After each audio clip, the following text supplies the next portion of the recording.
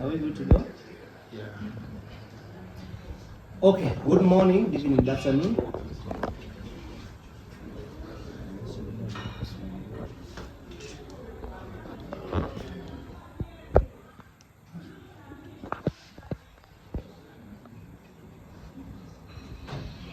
My name is Musoga Eclipse International. I told you I'm international. Today I'm still in Uganda, but still international. I'm sitting next to the minister, that is Honorable Phionah Nyamutooro. You've heard a lot about her. Mbaddenze sifunanga opportunity to sit with you and have a discussion. We live in Eddy. And Honorable Nyamutooro, she's the National Female Youth MP of the Parliament in the 11th Parliament of Uganda. She's also the current Minister of State for mineral in the Ministry of Energy and Mineral Development. You welcome and say hi to our viewers. Thank you. I was listening to you introduce yourself and I was wondering, why do you call yourself the Eclipse? Today, actually, today it's my opportunity to question you, not you to question me. I think off camera, maybe I'll explain to you why I call myself Eclipse. But please, once again, say hi to our viewers. But it's not bad for me to get to know who is interviewing me. Anyway, hello everyone that is watching us. My name is Phionah Nyamutooro. I'm happy to be here. You're leaving out our positions. Oh yes, like you rightly introduced me earlier, I am the National Youth Member of Parliament and also the Minister of State for Mineral Development and the flag bearer for the B District Member of Parliament. Yes, Honorable Minister. When it comes to politics, where did this decision come from? Because there are many jobs in the country. It was never a decision. It has been a gradual growth because I think I have been in leadership all my life. I have been a leader from my infantry. As a child, I was a leader in school, I was a leader in primary school, in secondary, in high school, at campus, at the university. After the university, I joined the National Youth Council and then I ran for Youth Member of Parliament. So it's been step by step. Yeah. How easy and hard was it for you to go through as the National Female Member of Parliament? Every campaign is not easy. It's very competitive, especially youth elections. They are really, really, really competitive. So, and the young people are very, very, very attentive and vigilant on what kind of leader they would want to put their trust in. It was also very tedious considering that I had to travel the whole country, border to border. I think all through the campaign, both in the primary election and the final election, I must have visited every district like 4 times. Yes, so that was draining physically but also financially. Okay.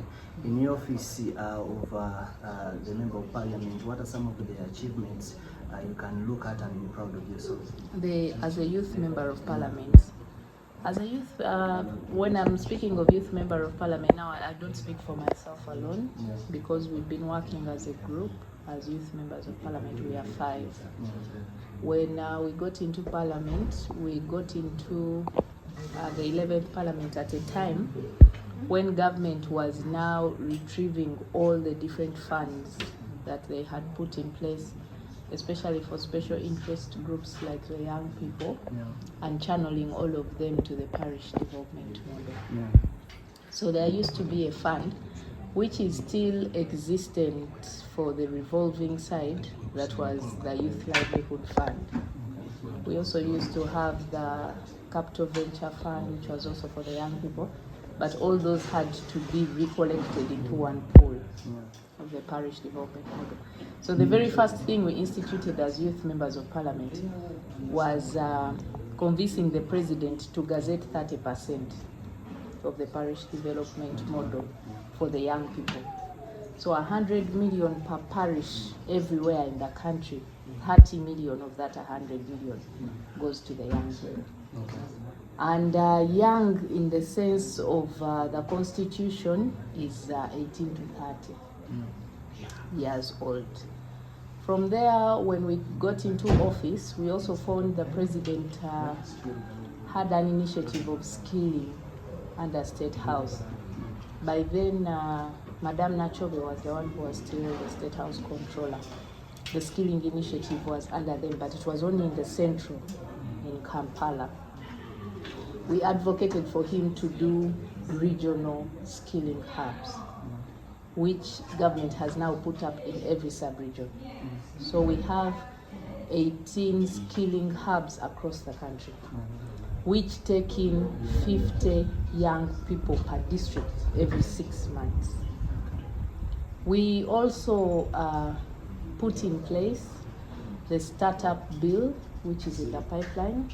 It was put forth, it was supposed to be tabled by the Honorable Okot Boniface, who is the youth MP for Northern Uganda. But then we later on harmonized with government, and government took it up. And that is going to initiate a situation where a government gives young enterprises, innovations, startup, where they have an environment that can enable them to be strengthened to live to see their first birthday. Because one of the greatest challenges young people face in this country is not being short of ideas, not at all, but the implementation of them. Most young enterprises would not live beyond 2 years. And our question was, where is this coming from? We were also able to amend the PDA Act, which is for local governments. At local government level, we also instituted it by law that 30% of all local government contracts go to young people. And that is happening in every district in Uganda. By the time I was appointed minister, on SEBO, I was pushing for a law also on sexual reproductive health and rights. And we were advocating for government to conclude on the education health policy, which is now in its final stages. But I was pushing for ordinances to be instituted in every district, for every school to have a sexual reproductive health and rights club, which would be a convening center for knowledge sharing, for information, for these young people.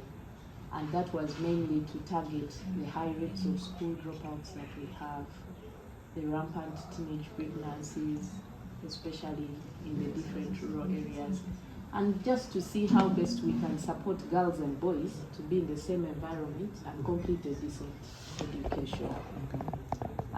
Away from that, we've also had very many achievements with young leaders in terms of capacity building, in terms of seeing that we instill leadership and patriotism in them.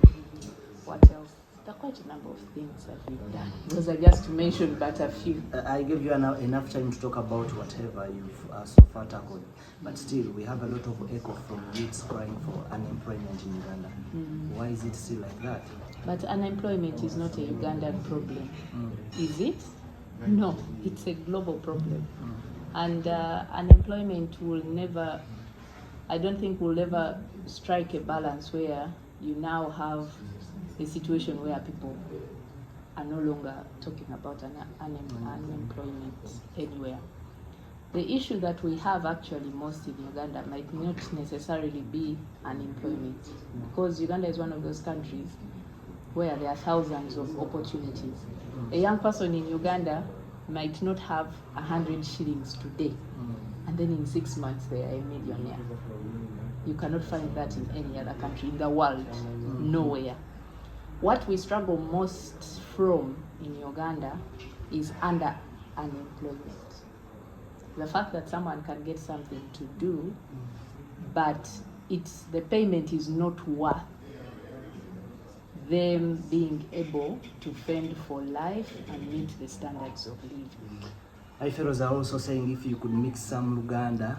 And then the second issue we have is the quality of our skill force. You find that we still have very low ratings when it comes to our labor force. It is very hard for Ugandan young people to be viably competitive with other labor skill force. It's even evident right here in the country. Look around, the most basic skills that you would think you would be complaining and saying, oh, our young people should be doing this. Look at our biggest hotels in the country. You will find Kenyans are the ones running them. Indians. Because people are very, very particular about the quality, what is there to offer. And that is why government has taken it very seriously to promote the TVET system, to see that we get to polish the skills of the young people right from when they are in school. Then on the issue of underemployment, we are still pushing the president for minimum wage. Because whether we like it or not, now that we were able to reach middle income status, eventually we shall need it as a country. And I think once those two are sorted, you can be certain that young people will be thriving in different fields, because they are very brilliant, they are innovative, they have their ideas, they just need an environment that will enable them strengthen the implementation of those ideas. Okay, are we still flying out more of our fellow youths to Arab countries to look for jobs? Yet a minister is here telling us that we have a lot of opportunities in a country like Uganda. What are some of those opportunities that our youths are supposed to look at before flying out of the country for jobs? When it comes to young people, there is no limitation to opportunities. You cannot say that young people should only look at a particular area. No, every avenue in Uganda, even when it comes to politics, it is open to the young people, which you might never find in other countries. In other countries, you will not find a young person running for president. Constitutionally, it's not allowed. In Uganda, in the 11th parliament, we have about 40% of the members of parliament being young people. Most of them are ably vibrant. So we cannot put a gauge and say this is the criteria that young people should be looking at. All avenues are open. What we advocate the young people to do is to make themselves ready, equip themselves with the right skill, and ensure that you can ably compete. Because personally, I have witnessed disappointments in different avenues. You find young persons getting opportunities and they can barely take up the opportunity because they were never ready. Yes? There are opportunities that will pass by because they need particular qualities that they are looking for, and the young person does not present them. And that is why even as youth members of parliament, we were the very first to come against the notion of experience during job advert. Because if you're going to advertise for a job and you want experience of 10 years or 15 or 20 years, you've automatically locked out a young person. Someone who has just come out of campus. Exactly, and we are saying look at competence. This person is probably bringing in new ideas. This person is probably bringing in a new format of work that will enable you achieve much more results than you would get from experience. Can you help build this person, and you also tap into their different attributes that they bring on table, and see that you either build a stronger company or you build a stronger whatever position or title that is there. Now, one of the challenges I was telling you about not being prepared is, for instance, in the mineral sector, oil and gas. We still are struggling for now. If you look at how many Ugandan companies, yes, that should be a young sector. How many Ugandan companies are in tier 1? You'll find Someone told me to fix in some Uganda. I don't know whether you somehow good in Uganda. I'll try. I speak Luganda, but for Mbozi, I cannot express myself fluently in Uganda. Okay. But then you get being the flag bearer of NRM in this district. wasobola otya okuba opponent wo ate nga incumbent? I don't know. I cannot say that Nasobola like this and like this, but we put in the hard work. Our message was very clear. We presented our manifesto to the people, and I think they weighed options and saw that this is a much better leader that we will go with. Your choice of supporting His Excellency Yoweri Kaguta Museveni, abamu kubavuka gwe bagamba nti akaddiye atuuse okuwummula entebe agirekera abato, and in the rest tulinamu fellow youths like you. Lwaki tewayinga to support for fellow youths n'ogenda supporting His Excellency Yoweri Kaguta Museveni? Which of the young people do you know have a better vision than President Museveni? Tell me one. We have some good contestants abali mu race. Which one? And what is their vision that you think could convince me to support them over President Museveni? What are some of the visions zotunulire wa His Excellency kusibayo? President Museveni's vision has been very clear. Yes, transforming Uganda into a country that is economically independent and self-relying on its own. The gradual growth of Uganda is very evident. Don't you see growth in Uganda? I see, they see. Yes. Now, if you see it and I see it, it is upon us to convince the rest who don't see it to see it. You see, politics cannot be left to chance. It is not a matter of excitement to say because President Museveni is much older in terms of age that you can just rubbish him off. The question is, what is your vision for Uganda? Is your vision actually ideal or is it realistic? When we are talking about Uganda and President Museveni, we are talking about Uganda, where it has come from, Uganda where we are now, and Uganda where we are going. So for you, who is challenging, what are you saying? So you still see the vision of His Excellency still clear and good for the young people? I asked you, who has a better vision among the presidential candidates, and what is that vision? Because President Museveni's leadership has been very clear. If we are talking in terms of infrastructure development, isn't it happening? And you're seeing a lot of transformation in the country. If we are talking about economic empowerment, isn't it thriving? Aren't you seeing lives changing and household income improving at grassroots level through the parish development model and many other government initiatives? If we are talking about education, what is the literacy rate of Uganda right now? It's a bit high. So then what are you challenging? Particularly, let's move to Nebi. And that is before even we talk about peace and security, by the way. That's obvious. Let's talk about Nebi. No, it is not obvious. How many countries have as much peace and security as Uganda has? It is not obvious. It is not.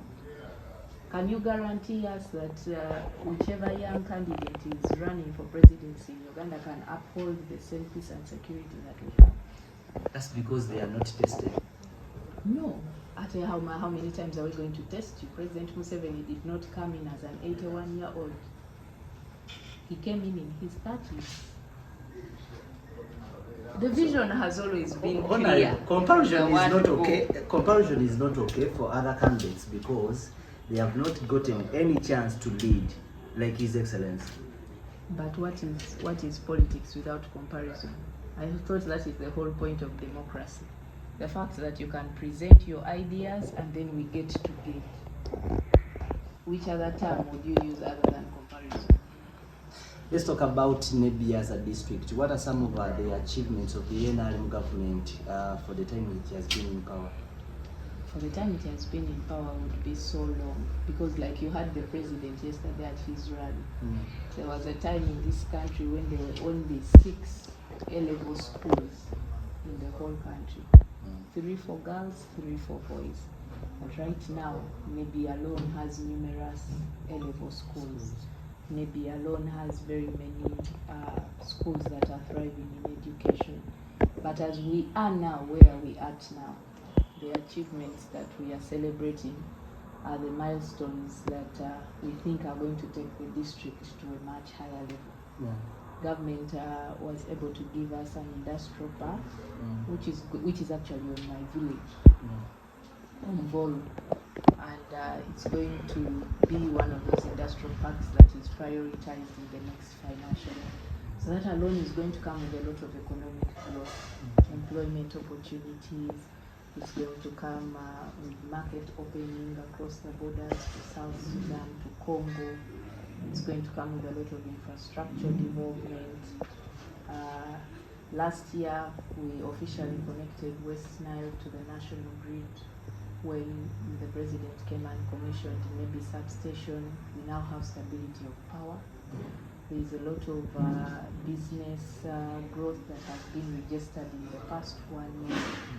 Now we are looking at extending this electrification to the other sub-counties that have not yet gotten power, to see that all schools, health centers, trading centers are connected.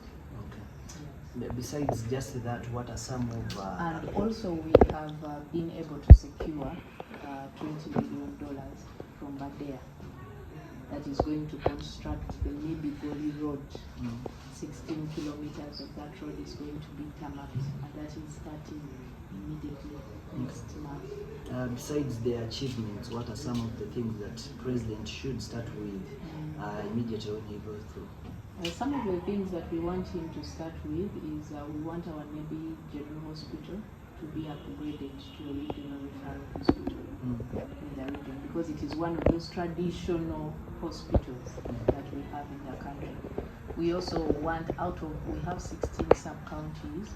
Out of the 16, 10 have health center 3s as per government policy.